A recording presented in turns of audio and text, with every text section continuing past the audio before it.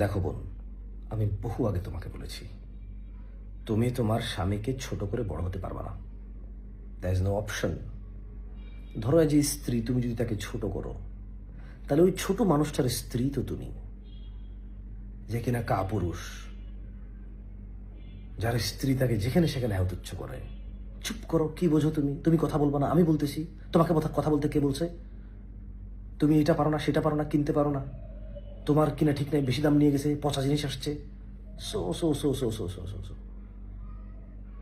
তুমি চেষ্টা করবা তোমার স্বামীকে যথাসম্মান দিতে।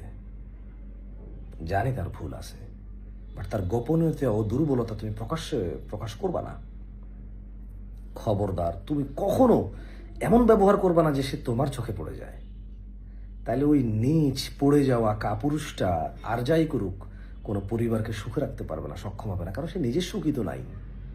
তার নিজের ইজ্জত সম্মানিত কোথাও সে টিকাইতে পারে না। না, আমি মোটেও বলছি না তার দোষ নাই, তবে এখানে আরো ভিন্ন পথ থাকতে পারে।